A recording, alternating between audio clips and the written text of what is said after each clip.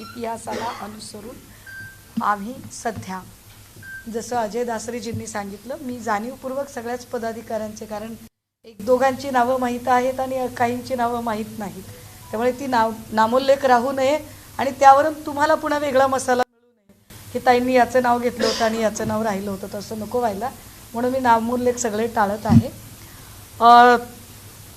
पक्ष एका कठीण काळातनं जात आहे. मला असं वाटतं की सत्तेच्या ठिकाणी तर सगळे लोक असतात, तर सत्तेच्या ठिकाणी बसणं काही फार विशेष नाही. माझ्या आजी आजोबांचे मी जेव्हा अनेक प्रसंग सांगते ना, तेव्हा मला एक गोष्ट माझ्या आजीने सांगितलेली फार आठवते. आजी सांगते की महालातला संसार कुणीही करेल, मजा तर तेव्हा आहे जेव्हा झोपडीचा महाल करून दाखवता येईल. सो आम्ही त्यात बिलीव करणारी लोकं आहोत आणि मला विश्वास आहे की आत्ता जरी थोडासा कठीण काळ असला, थोडासा, फार नाही, मी एक फार चांगलं मला जे रूपक आठवतं ते रूपक असं आहे की काही शिष्य तथागतांकडे येतात आणि त्यांना एकदम घाबरून ते सांगायला लागतात की भगवन काय झालं. तर म्हणतात की इकडनं खूप मोठा एक वाघांचा कळप येत आहे, वाघांचा, सगळे वाघच आहेत सगळे. इतक्यात अजून एक इकडनं शिष्य येतोय आणि तोही सांगतोय की भगवन इकडनं खूप मोठा बकऱ्यांचा कळप येत आहे. आता काय करावं, वाघांच्या कळपाच्या पुढे जावं की बकऱ्यांच्या कळपाच्या पुढे जावं?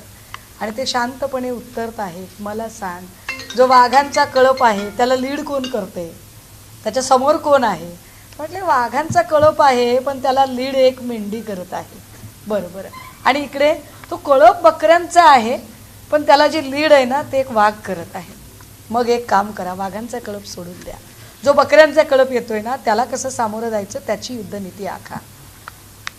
तात्पर्य काय आहे, लीड कोण करतं हे फार महत्त्वाचं असतं की जो जसा लीड करतो तसा त्याचा समूह त्या पद्धतीचा ॲटिट्यूड ठेवून तो लढत असतो, त्वेषाने लढत असतो. मला बाकीचं काहीच बोलायचं नाही. माझ्यासाठी हे पुरेसं आहे की इथे शिवसैनिक आहे, माझ्यासाठी हे पुरेसं आहे की इथे कुर्डवाडीमध्ये एका नगर परिषदेमध्ये आमची सत्ता आहे. अर्थात 26 प्रभागाचा असणारं सोलापूर, साधारणतः 102 पर्यंतची नगरसेवकांची संख्या, ज्याच्यामध्ये 87 नगरसेवक हे एक हाती भाजपाचे येतात. ते भाजपाचे कसे येतात हे मी वेगळं सांगायची गरज नाही, कारण लोक भाजपाकडे फार जातात म्हणजे भाजप फारच लोकाभिमुख राजकारण करणारा पक्ष आहे किंवा फार लोकांचे प्रश्न भाजपाला कळतात आणि भाजपकडे गेलो की अगदीच सत्शील वगैरे वृत्तीनं लोक बघतात, असं काहीही नाही. भाजपाकडे गेल्या लोक जातात त्याचं कारण असं आहे की भाजपा उत्तम पद्धतीने निवडणूक यंत्रणा मॅनेज करू शकतं याचा विश्वास लोकांना आहे की साम दाम दंड भेद कपट षडयंत्र EVM मतदार दुबार मतदार काय उमेदवारांची पळवापळवी खरेदी विक्री सगळ्या पद्धतीने भाजपा मॅनेज करू शकते. हे फार विशेष आहे. तर त्यामुळे लोक भाजपाकडे जातात. अन्यथा जर खरंच प्रत्येकजण जर सच्चा दिलाचा असेल तर अगदी चुनूक म्हणून ना, अगदी सहज साधं उदाहरण म्हणून, काल काहीतरी भुजबळ साहेबांना क्लीन चिट मिळाली. आता भुजबळ साहेबांना जर क्लीन चिट मिळाली तर याचा अर्थ भुजबळ साहेब सच्चे आहेत, भुजबळ साहेब सत्यवादी आहेत. माझी तशीच धारणा आहे की ते सच्चे आहेत, ते सत्यवादी आहेत आणि त्यांना क्लीन चिट मिळाली.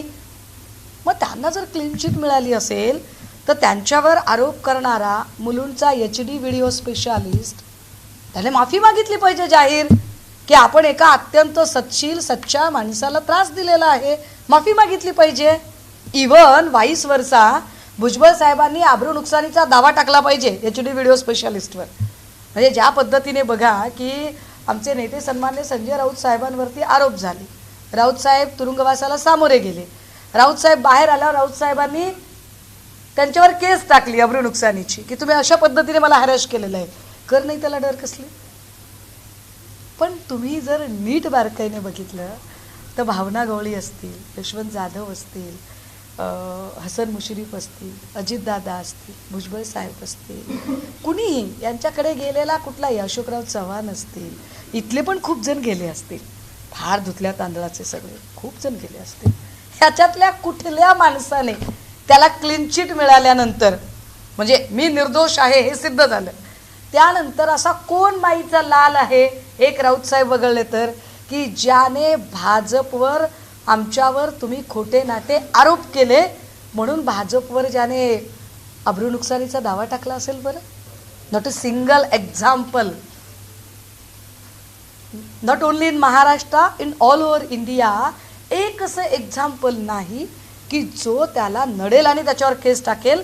अर्थात तिकडे अरविंद केजरीवालजी आहेत, ममता बॅनर्जी आहेत, ही काही फ्रंटवर लढणारी लोक आहेतच, सन्मान्य अपवाद आहेत. पण जे भाजपला सरेंडर झाले चौकशांना घाबरून, त्यातल्या एकाही जणाने नंतर चौकशीतनं सुखरूप बाहेर पडल्यानंतर भाजपवर अजिबातच कुठल्याही प्रकारे अब्रू नुकसानीचा दावा टाकला नाही, किंवा भाजपच्या नेत्याने अपेक्षा सुद्धा केली नाही की साला तुम्ही माझ्यावर एवढे आरोप केले, तुम्ही मला डॅमेज करायचा प्रयत्न केला, तुम्ही माझं प्रतिमाहनन केलं, तर आता तुम्ही माझी माफी मागितली पाहिजे असं म्हणायला पाहिजे की नाही. त्यांनी एकही जण म्हणत नाही. हे नेमकं काय आहे? इतकी काय माणसं दुधखोळी असतात का? इतके काय आपण धोत्रावर इन करणारे असतो का की आपल्याला काहीच कळत नाही? आपल्याला ते सगळं कळतं. म्हणजे भाजप हा काही फार धुतल्या तांदळाचा, सत्शील आणि लोकांना फार आवडतो असा काही पक्ष नाही. फक्त प्रॉब्लेम असा आहे की त्यांच्याकडे पैसा जरा जास्त झाला आहे, मनी मसल पॉवर त्यांच्याकडे चिकार आहे. पण या मनी मसलला उत्तर द्यायला आमच्याकडे मेंटल पॉवर नक्की आहे आणि आम्ही ते ताकदीने लढू शकतो. बाकी इथल्या मंत्र्यांचं काय, इथला आता खूप सारी, मला त्याच्यावरती अगदीच पहिल्या दिवशी काही फार बोलायचं नाही आहे. परंतु ह्या सगळ्यांचे पण पेन ड्राईव्ह, कॉप्या, सीड्या, झेरॉक्स, बऱ्याच गोष्टी असतात. मी आत्ता फक्त पहिल्यांदा पाऊल ठेवलं आहे शहरामध्ये, बऱ्याच गोष्टी निघतील. त्यामुळे मला वाटतं इथून पुढं ते काळजी घेतील, त्या सगळ्या गोष्टींची फार काळजी घेतील. मी सगळ्या पत्रकार महोदयांना, मी फार नम्र माणूस आहे, मी लहान आहे, मी सामान्य आहे, मी काय लय झांकी पँकीवाला माणूस नाही, मी चळवळीतली आहे, मी सडापटिंग चळवळीतला कार्यकर्ता आहे. पण एक नक्की म्हणजे हे सगळ्याच्यासाठी मी फार ताकदीने एक मांडलं पाहिजे. मी कायम असं म्हणते की मी महिला असण्याचं विक्टिम कार्ड कधीही खेळत नाही, नेवर. माझं असं म्हणणं आहे की मी ज्या क्षेत्रात आली आहे तिथे तुम्ही मला इतरांच्यासारखी कार्यकर्ता म्हणून कन्सिडर करा. मी महिला आहे, मग मला असलं कुठलंही विक्टिम कार्ड खेळायचं नाही. आणि माझ्यासोबत काम करणाऱ्या सगळ्या सहकाऱ्यांनी सुद्धा, म्हणजे हे आपल्या माध्यमातून त्यांच्यापर्यंत पोचलं पाहिजे की माझ्यासोबत काम करणाऱ्या प्रत्येक सहकार्याला सुद्धा मी सांगू इच्छिते की कृपया बाई समजून अजिबात हलक्यात घ्यायचं नाही, बिलकुलच हलक्यात घेऊ नका. ज्या क्षणी तुम्ही बाई समजून हलक्यात घ्याल थोडीशी अडचण होईल. कारण मी काम करता, मी एरवी तुमच्याशी वावरताना तुमची बहीण, लेक म्हणून खूप सामान्य आणि खूप सहज, सुलभ आणि सहजासहजी तुमच्या सगळ्यांमध्ये मिळून मिसळून वागणाऱ्यांपैकी आहे. पण संघटना म्हणून काम करताना मी तितकीच श्रूड म्हणून काम करणारी आहे. कदाचित म्हणूनच अवघ्या 3 वर्षात, जो 60 वर्षामध्ये शिवसेनेत कधीही एखाद्या महिलेला संपर्क प्रमुख पदाची जबाबदारी मिळत नाही, ती जबाबदारी सन्माननीय पक्षप्रमुखांनी टाकली. आणि पक्षप्रमुखांनी ती जबाबदारी टाकताना सांगितले की आता तुमचा कस लागणार आहे आणि तुम्हाला you have to prove yourself. मला आता काम सांगा, दाखवा तुम्ही. मी इथे काम करत असताना मी अगदी कालही सन्मान्य पक्षप्रमुखांना म्हटलं होतं की सर काय करूया आपण, सोलापूरमध्ये जायचं आहे आणि माझा मानस आहे की मला आत्ता जायचं आहे, 1-2 दिवसात जायचं आहे. ते म्हणाले की काय अडचण काय आहे, तर 27 तारखेला फॉर्म काढून घेतले जात आहेत. अजून मला माहीत नाही की आम्ही किती ठिकाणी लढत आहोत, आम्ही किती जिल्हा परिषद लढतोय, किती पंचायत समित्या लढतोय याची मला कल्पना नाही आहे. माझ्या हातात अशा काही पद्धतीने आता जिल्हा दिला जाणार आहे की ज्याच्यामध्ये ऑलरेडी फॉर्म भरून झालेले आहेत. म्हणजे फॉर्म कुणाला द्यायचा आहे, कुणाला नाही द्यायचा आहे, कुठे लढायचं आहे, कुठे नाही लढायचं आहे, हे सगळं माझ्या हातात गेलेलं आहे. ती वेळ गेलेली आहे. आत्ता माझ्याकडे काय आहे प्राप्त परिस्थितीत आहे त्या सगळ्या सैन्यासह, जिथे जशा जागा भरल्यात त्यांच्यासह आता लढणे एवढं माझ्या हातात आहे. आणि कसं लढायचं त्याची फक्त स्ट्रॅटजी ठरवणं एवढं माझ्या हातात आहे. ते कसं लढायचं ते त्याच्यासाठी मी निश्चितपणे प्रयत्न करेल. मी आज फक्त आणि फक्त सगळ्यांची तोंडओळख करून घेण्यासाठी आली आहे. आज फक्त म्हटलं की चला, गड्ड्याची जत्रा चालू आहे, सिद्धरामेश्वराच्या नगरीत अनेक लोक खूप लांबून येतात, तर जाऊया, आपणही परमेश्वराला नमस्कार करूया, सगळ्या चळवळीतल्या लोकांना भेटूया, सगळे जुने सगळे साथी सवंगडी इथे आहेत त्याही सगळ्यांना भेटूया, बोलूया. भटक्या मुक्तांच्या चळवळीच्या निमित्ताने मी इथल्या अनेक लोकांशी परिचित आहे, त्यांना कनेक्टेड आहे. गणराज्य संघाचं काम करतानाचे अनेक लोक माझ्यासोबतचे ओळखीचे आहेत. तिकडे भवानी पेठ असेल, तिकडे तुमचा मंगळवार पेठ, बुधवार पेठेचा एरिया असेल, या सगळ्या एरियातले लोक बऱ्यापैकी, तुळजापूर वेस्टच्या तिकडची लोक असतील, या सगळ्यांच्या सोबत, किंवा चळवळीतले अनेक लोक आहेत, या सगळ्या लोकांच्या सोबत, काही प्रशासकीय अधिकारी आहेत ज्यांच्यासोबत मी अधिकारी म्हणून एकत्र काम केलेलं आहे. तर असे माझे काही अधिकारी सहकारी जे आता वेगवेगळ्या जागांवर काम करत आहेत, तर त्या सगळ्या लोकांना भेटूया, बोलूया. एवढ्याच एका अनुषंगाने जिल्हा परिषद निवडणुकीच्यासाठी फक्त आज मी मोहोळला, पाटकुळला, फक्त तिकडे मी एक प्रचाराचा नारळ फोडणार आहे आणि एखादी सभा फार फार तर होईल.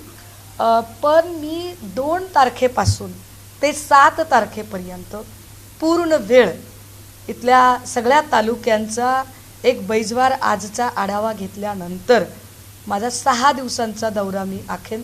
आणि त्या पूर्ण काळामध्ये मी पूर्ण वेळ फक्त आणि फक्त सोलापूर जिल्हा आणि इथले तालुके यासाठी माझा फोकस असेल आणि मी त्यासाठी काम करेन.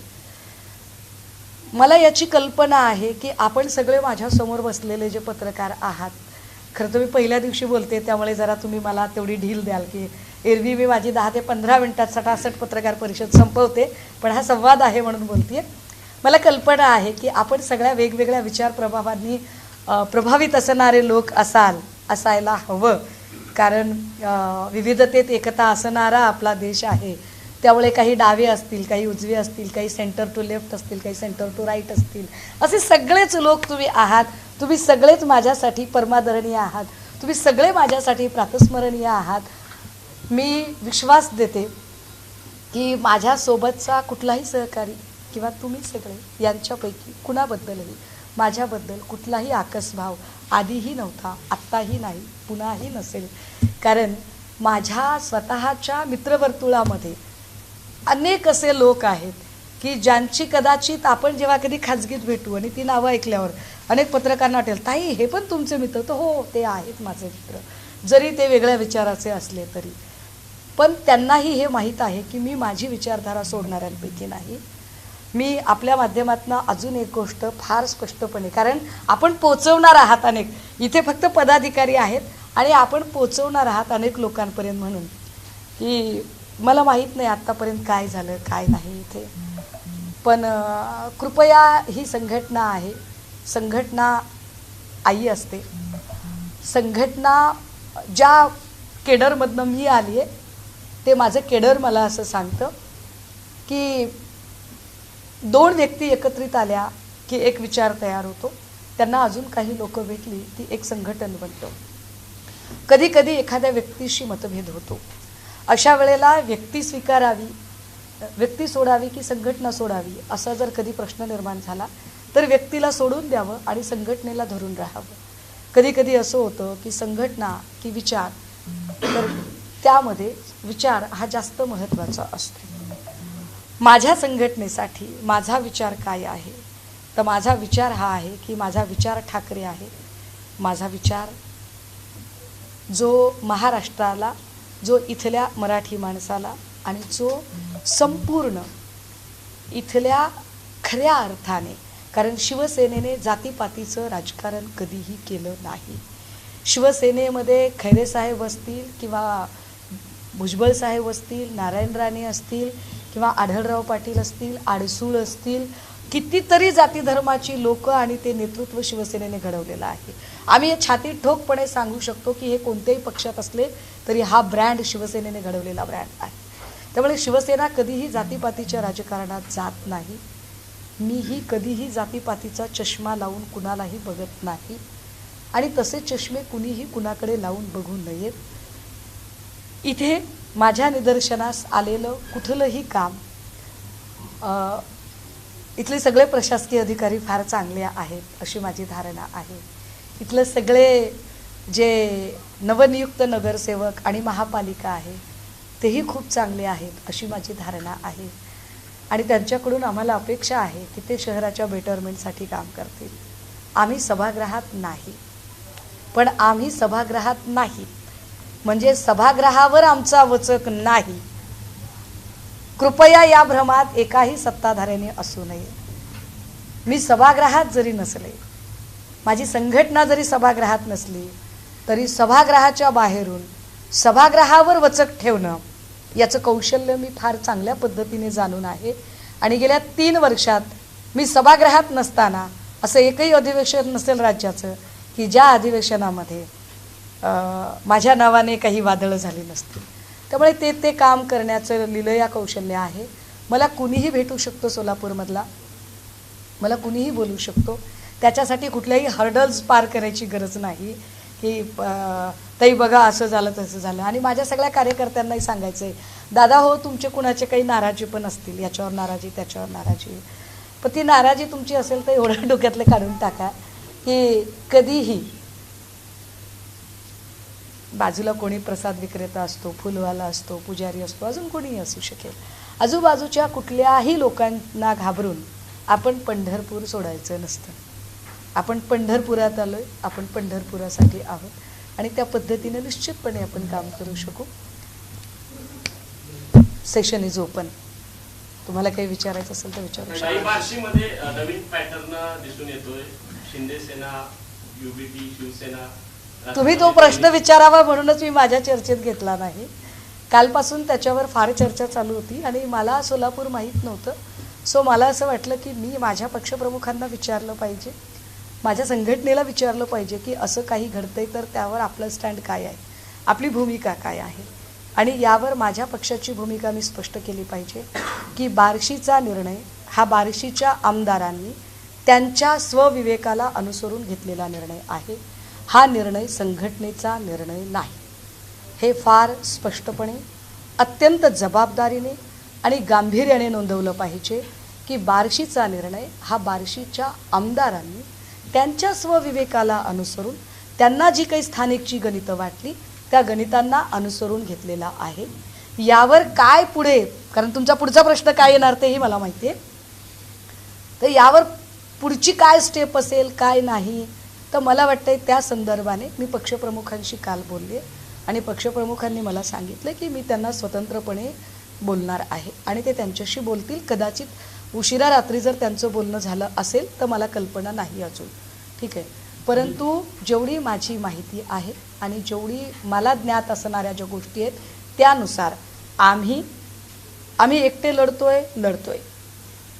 आम्ही आमच्यासोबत जो भाजपला ताकदीने विरोध करण्यासाठी लढत आहे, होय आम्ही त्या सगळ्यांच्या सोबत आहोत. माझ्यासाठी हे महत्त्वाचं आहे की हिंदू हृदय सम्राट बाळासाहेब ठाकरेंचं हे जन्मशताब्दी वर्ष आहे आणि या जन्मशताब्दी वर्षाच्या अगदी सुरुवातीला सन्मान्य पक्षप्रमुखांनी षण्मुखानंद हॉल येथून जे स्पष्टपणे सांगितलंय की जीव गेला तरी 72 पण मी अशा दोघांचा गुलाम होणार नाही.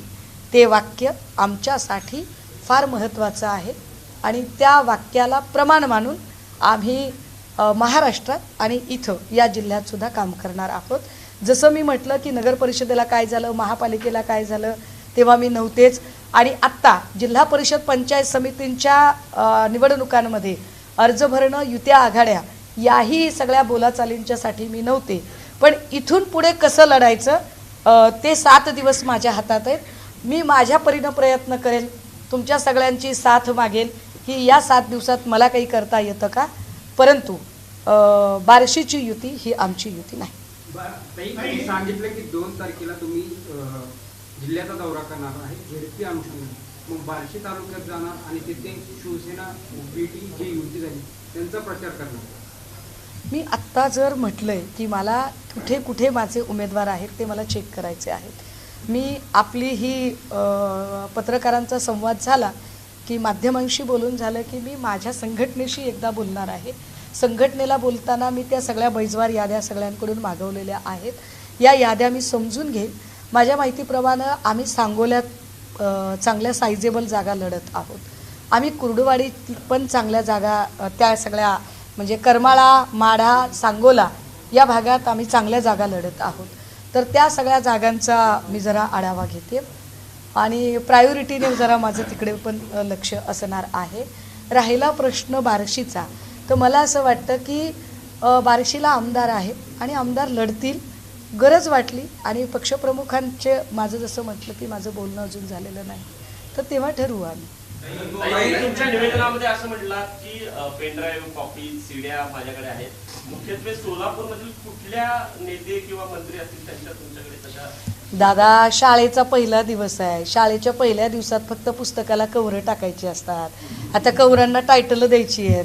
त्याच्यानंतर होमवर्क, असाइनमेंट चिक्कार आहे आपल्याकडे. कशाला काळजी करताय? लय आहे आपल्याकडे.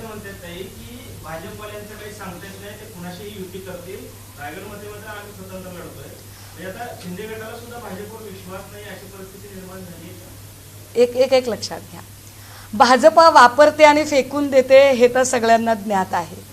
मागच्या 2-2.5 वर्षात भाजपाने ज्या पद्धतीने एका पाठोपाठ एक शिंदे किंवा दादा या दोघांचीही वेगवेगळी प्रकरणं बाहेर काढायला सुरुवात केली.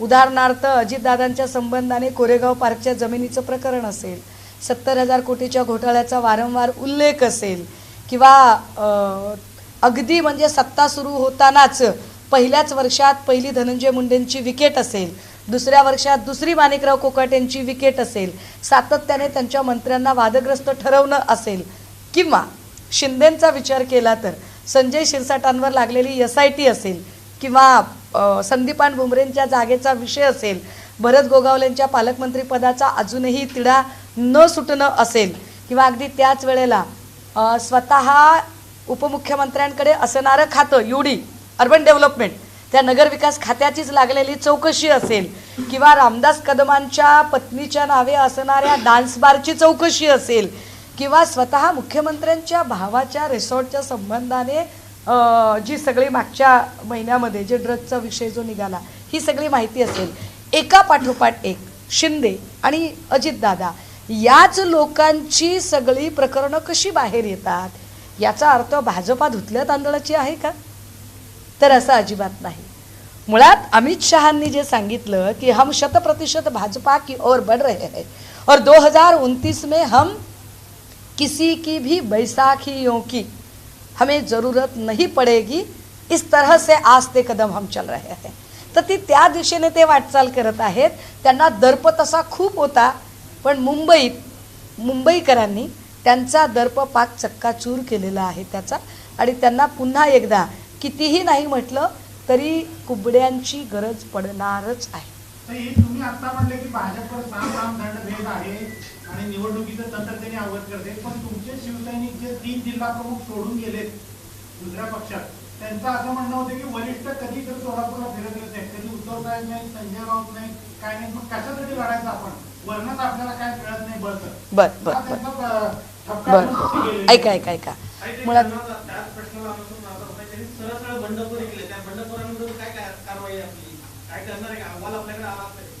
कोणी बंडखोरी केली? जिल्हा प्रमुखांनी तुम्हाला शिवसेनेच्या जिल्हा प्रमुखांनी बंडखोरी करत भाजपाकडून उमेदवारी मिळवली आणि विजयी सुद्धा झाले. अशा काही बंडखोरांचा आपल्याकडे नाव आलाय का? ऐका ओके जे लोक भाजपकडे गेले आता त्याच्यावर कारवाई करायचा काय प्रश्न आहे? आता दिल्या घरी सुखी राहा म्हणायचा हा एक भाग. दुसरं असं की तो गेलाय आणि तो तिथून उंटावरून शेळ्या हाकणार आणि त्याच्या बोलण्यावर आम्ही रिॲक्ट व्हायचं, म्हणजे तो लईच मोठा तिस्मार खान होईल. ठीक आहे, आता मी त्याला जोडून अजून एक सांगितलं पाहिजे की सोलापूरमध्ये कोण कोण आलं. सोलापूरमध्ये सन्माननीय नेते संजय राऊत साहेब आले नाही असं नाही. सोलापूरमध्ये मी स्वतः महाप्रबोधनच्या 2 सभा घेतल्या. ज्या बदमाशाचं नाव तुम्ही घेतलंत ना त्यानेच स्टेज टाकला होता आणि त्याच्या गावात टाकला होता आणि मोहोळमध्ये जाऊन मी सभा घेतली होती. म्हणजे त्याला हे सांगा बरं का की प्रश्न विचारला होता पण असं उत्तर दिलंय म्हणून. त्याच्यानंतर या हुतात्मा स्मृती मंदिरात मी स्वतः महाप्रबोधनची सभा घेतली. मीच होते सांगोल्यामध्ये शहाजी बापू पाटलांच्या एरियामध्ये जाऊन सभा घेऊन इलाका तुम्हारा धमाका हमारा म्हणणार मी केलं ते. त्यामुळे आमचं इकडे लक्ष नाही असं नाही. आणि जिल्हा प्रमुख याच्यासाठीच नेमलेले असतात की जेव्हा एका व्यक्तीला एकाच वेळेला, उद्धव साहेब म्हणजे बागेश्वर बाबा नाहीत एकाच वेळेला 4 ठिकाणी दिसायला, तर त्यांचा प्रतिनिधी त्यांनी नेमलेला असतो वेगवेगळ्या जिल्ह्यांमध्ये. त्या प्रतिनिधीची जबाबदारी असते की त्याने जिल्ह्याकडे पूर्ण लक्ष दिलं पाहिजे. तो प्रतिनिधी जर ती जबाबदारी पूर्ण करत नसेल तर अगदी इथून पुढे सुद्धा फ्रॉम धिस डे तो प्रतिनिधी जर ती जबाबदारी पूर्ण करत नसेल तर त्याच्या संबंधाने काय निर्णय घ्यायचे त्याची सुरुवात मी आजपासून करेन. ओके. आणि सोलापूरकडे कुणाचंही दुर्लक्ष झालं नाही. इथे पंढरपूरला आम्ही असंख्य वेळा आलोय, इथे सांगोल्यात आलोय, आम्ही सोलापुरात आलोय, आम्ही मोहोळमध्ये आलोय, माडा करमाळ्यात आहो. माझं तर पक्ष सोडा, धैर्यशील मोहिते पाटील यांच्यासाठी सभा द्यायला मी आली. मला वाटते की ही सगळी जर माहिती आपण घेतली तर आपला हा आरोप अगदीच खोटा ठरेल. हां, एक नक्की आहे की भाजपाकडे जो पैसा आहे की वेगवेगळ्या ठिकाणाहून जमा केलेला जो पैसा आहे आणि जो ईडीला अजिबात दिसत नाही, हे ईडीच्या चष्म्याचा नंबरच वेगळा आहे की त्यांना त्यांच्या जवळ असणारी भाजपा त्यांना जवळचं दिसत नाही ईडीला. तर त्यांना दिसत नाही आहे भाजपकडचा पैसा, त्यांना बाकीच्यांकडचा पैसा दिसतोय. तर तो पैसा जरा जास्त जोर करतो. का तुम्हाला शिवसेनेचं काम दिसत नाही तर त्याचं साधं गणित आहे. ज्या तुलनेमध्ये भाजपा त्यांचा आर्थिक जोर दाखवत जाहिराती आणि या सगळ्या गोष्टी करते त्यामुळे कदाचित तो गवगवा, तो प्रपोगंडा जास्त असतो. आम्ही त्या जाहिरातीच्या तुलनेत जरा कमी पडतोय का तर होय, आम्ही कमी पडतोय, निश्चितपणे कमी पडतोय. पण याचा अर्थ आमच्या निष्ठा कमी पडतात का? अजिबात नाही. अतुलराजे भवरसारखा एक माणूस आहे, किती वेळा केस पडल्या, किती वेळा पोलीस स्टेशन झालं. मग जर लक्ष नसेल तर असं किती वेळा झालं बरं की तुमच्या समोर आहे की भवरचा फोन उचलला नाही, मी उचलला नाही किंवा राऊत साहेबांनी उचलला नाही, असं किती वेळा झालं बरं. तर प्रत्येक वेळेला तो फोन घेतला गेला. फक्त त्यांचाच नाही, इथल्या अगदी छोट्यातल्या छोट्या कार्यकर्त्यांचे फोन घेतले गेले.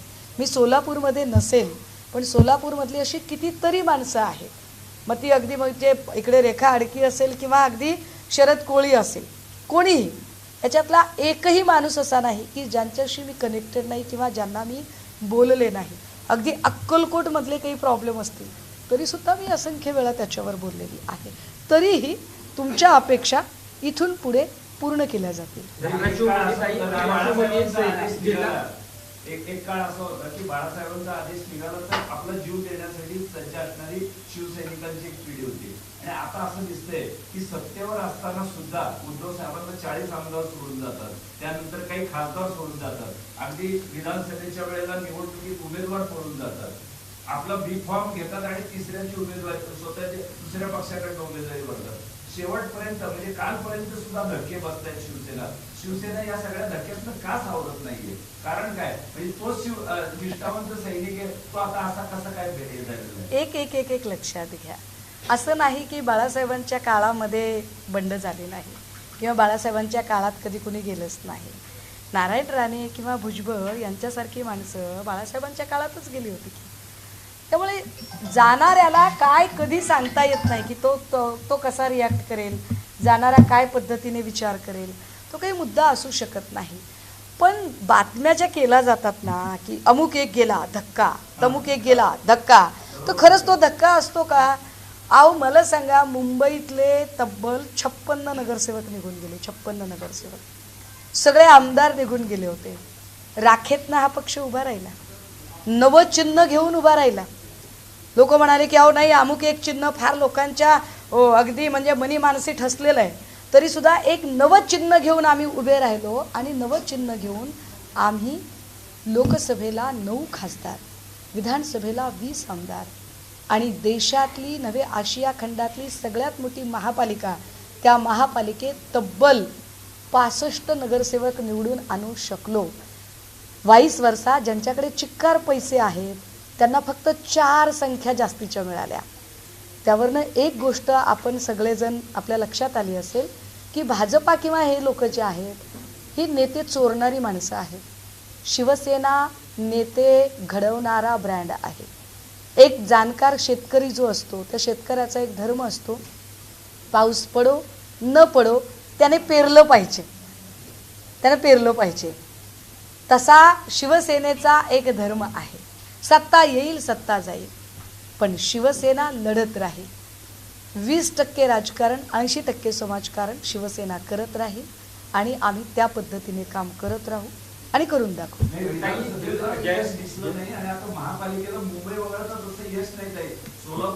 आमच्याकडे असणाऱ्या आमच्या बघा सोलापूर एकतर मूळचा गड होता तो काँग्रेसचा गड होता. नाही सोलापूर हा मूळचा गड होता काँग्रेसचा आणि सोलापूरमध्ये आत्ता काँग्रेसला ओव्हरटेक करत इथे आली भाजपा. याचा अर्थ असा आहे का की गोरेंचं नेतृत्व फार सोलापूरकरांनी मान्य केलं आहे? गोरेंनी तरी म्हणावं की लोकांनी गोरेंनी म्हणावं एकदा की सोलापूरमधलं एक ना एक मत फक्त आणि फक्त जयकुमार गोरेला बघून दिलं, मानलं आपण? नाही म्हणू शकता, नाही म्हणू शकता. तो एकूण भाजपचा करिश्मा, भाजपच्या कूटनीती षडयंत्र आणि कपट कारस्थानाचा करिश्मा. त्याच्यात जयकुमार गोरेंचं काही स्वतःचं असं क्रेडिट नाही आहे. त्यामुळे आमची अडचण काय आहे की आम्ही कपट कारस्थान करायला फार कमी पडतो राजे. शिवसेना कसं ओपन किचन आहे, जे शिस्त ते दिसतं. आम्हाला असं कपटी कारस्थान करता येत नाही, तो आमचा प्रॉब्लेम आहे. पण शिकू कदाचित सोलापूरमध्ये आलोय तर. काही गुलाबराव पाटील असं म्हणतायत की मतदानाच्या दिवशी जो आहे तो मतदार हा राजा असतो आणि घटनेने प्रत्येकाला एकाच मताचा अधिकार दिलेला आहे. तो बरे टाटांना असेल तसंच हेमा मालिनीला पण प्रश्न काय आहे, एकाच मताचा अधिकार दिलेला आहे. तिथल्या जिल्हाध्यक्षांना उद्देशून असं म्हणतायत की तुमची बायको देखील हेमा मालिनीचं आहे असं समजा.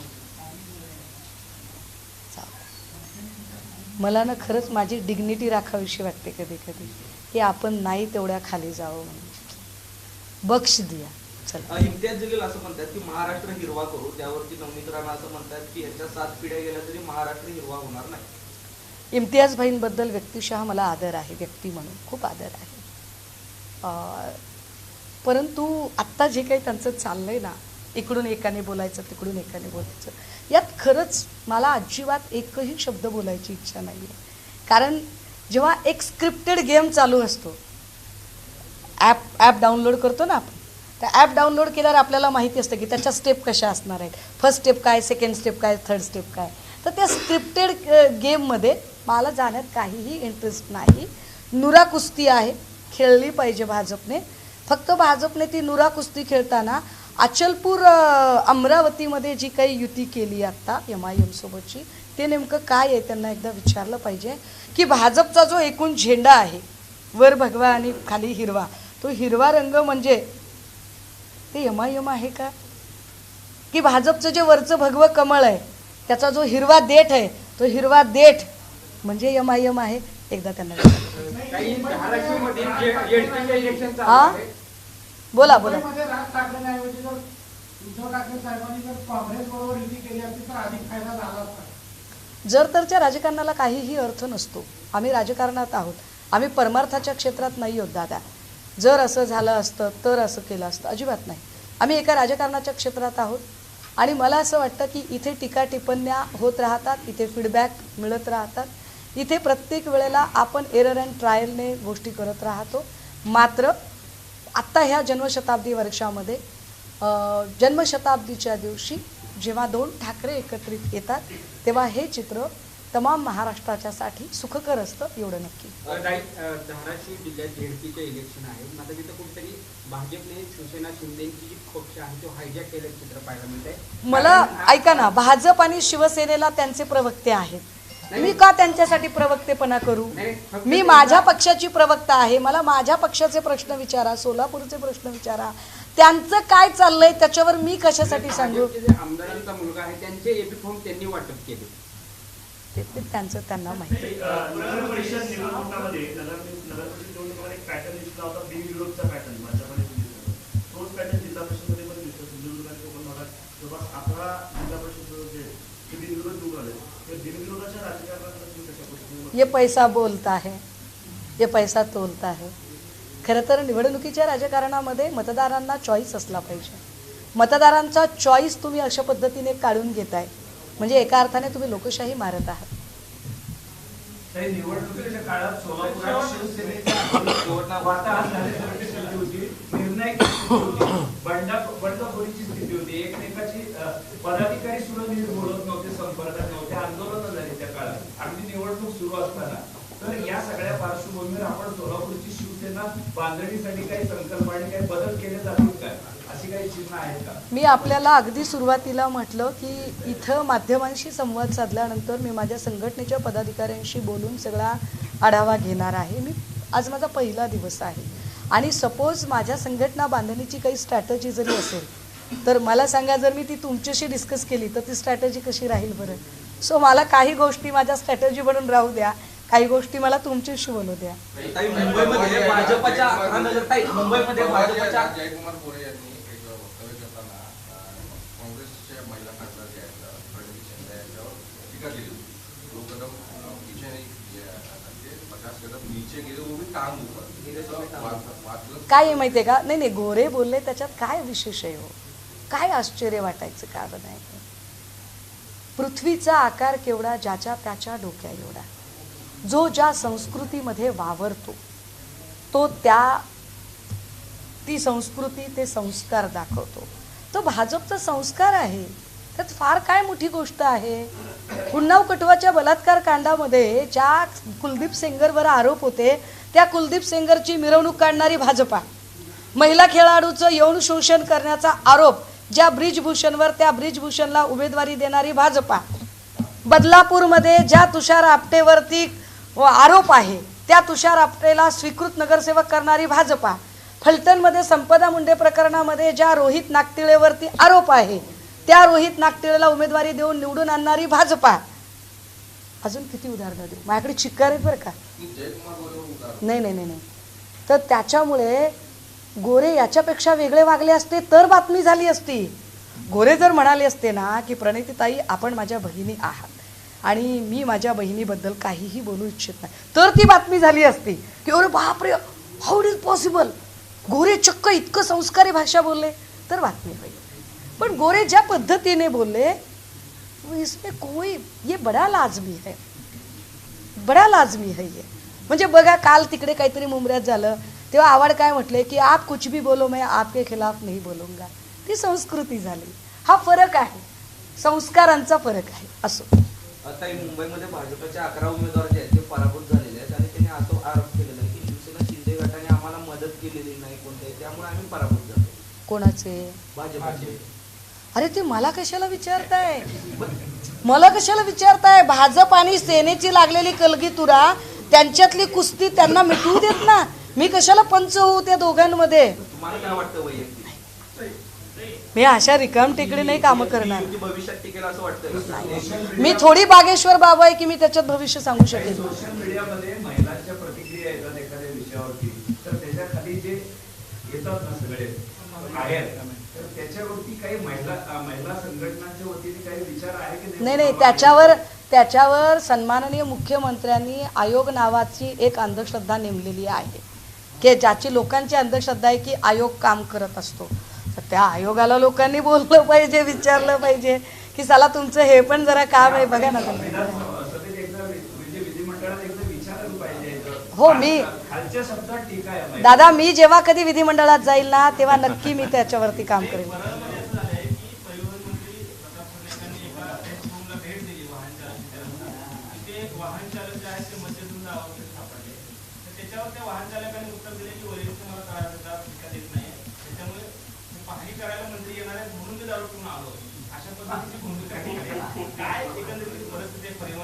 जाऊ द्या, जिथे त्यांचे आमदार कॅन्टीन मध्ये मारामारी करतात तिथं काय लोकांकडून अपेक्षा करतात. Okay, thank you so much. सगळ्यांचे आभार सगळ्यांचे मनपूर्वक आभार.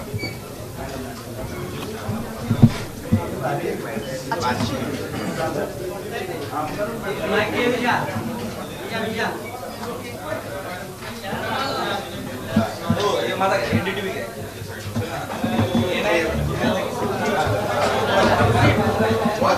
चालेल.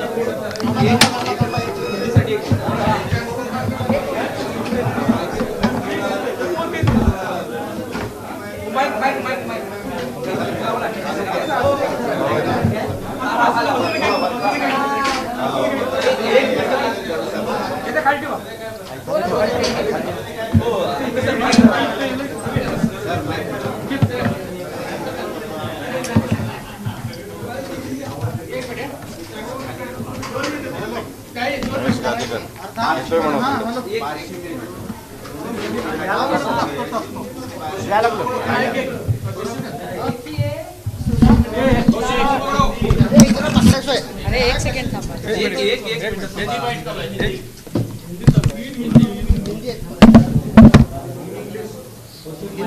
जिला पंचायत के जो चुनाव होने जा रहे हैं उसमें खासकर बारिशी में जिस तरह का एक अलायंस दिख रहा है, उस अलायंस को लेकर बहुत सारे सवाल पूछे जा रहे हैं, लेकिन इसके बारे में मैं बड़ी स्पष्ट रूप से एक भूमिका आपके सामने रखना चाहूँगी कि हमारे जो पार्टी सुप्रीमो है उनसे मेरी बात हुई है और पार्टी सुप्रीमो ने कहा है कि हम कतई इस तरह की कोई अलायंस नहीं कर रहे हैं और ना इस तरह की किसी अलायंस को हमने करने के लिए कहा है। अगर बारिशी में ऐसी कोई अलायंस होती है तो वह बिल्कुल ही एक स्थानिक लोगों ने लिया हुआ उनका अपना एक डिसीजन है, तो यह स्थानिक लोगों की बात है। अब स्थानिक लोगों ने लिया हुआ डिसीजन, उसके बारे में क्या आगे चलकर कुछ और कदम उठाने हैं, तो मुझे लगता है इसके बारे में पार्टी सुप्रीमो बिल्कुल सोचेंगे। और इम्तियाज जलील कहते हैं कि पूरे महाराष्ट्र को हरा कर देंगे, उसके ऊपर नवीन राणा कहते हैं कि नहीं दादा, देखिए इम्तियाज भाई ने जो शहर शेख है, का एक सादा वक्तव्य ये था कि हम आने वाले 5 सालों में पूरा मुमरा हरा कर देंगे। उस पर मुझे ऐसे लगता है कि जानबूझकर बिल्कुल नॉन इश्यूज को हवा देने की कोशिश की जा रही है। जो भाजपा रोजमर्रा की जिंदगी से जूझने वाले सवाल है, उन सवालों के जवाब जो ढूंढ नहीं पाती है, जो खासकर पीपल ओरिएंटेड इश्यूज पर अपनी बात ढंग से नहीं रख पाती है, तो लोगों को उलझाने के लिए बार बार जाति और धर्म के नाम पर एक फसाद खड़ा करने की कोशिश करती है। जो कुछ अब चल रहा है कि मुमरा से कोई एक बोला, अमरावती से दूसरा बोला, मुझे लगता है यह सरासर एक नूरा कुश्ती है, एक स्क्रिप्टेड गेम है और इस स्क्रिप्टेड गेम में शिवसेना यूबीटी कतई जाना नहीं चाहती है। आप मुझसे पीपल ओरिएंटेड इश्यूज पूछिए, मैं उसके जवाब देने के लिए बिल्कुल तत्पर हूँ।